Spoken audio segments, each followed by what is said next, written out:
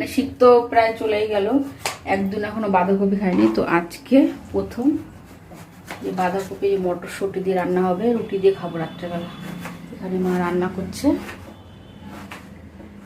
আর এখানে সব সবজি বাজার করে এনেছি, অনেক কিছু আছে, এগুলো রাখা হয়নি ফ্রিজে। আর এটার মধ্যে আটা মেখে রাখা হয়েছে, রুটি খাবো।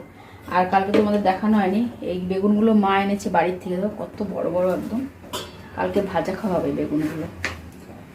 তো বাঁধাকপিটা হোক, তারপরে একবার তোমাদের আমার পরে খাওয়ার পরে দেখাচ্ছি। বাঁধাকপি অনেক দিন ধরে খেতে ইচ্ছে করছিল, কিন্তু যেহেতু ওনার বেশ একটা পছন্দ না, তার জন্য খাওয়া হয়নি। মটরশুঁটিতে বাঁধাকপি ভালোই লাগে খেতে, আমার তো ভালোই লাগে। পায়েল ভালো লাগে বাঁধাকপি। আর পায়েল এখানে চা খাচ্ছে,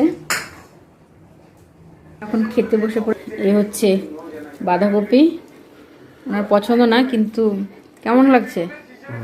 ভালো। তার সঙ্গে নলেন গুড়ের রসগোল্লা, যে আমরা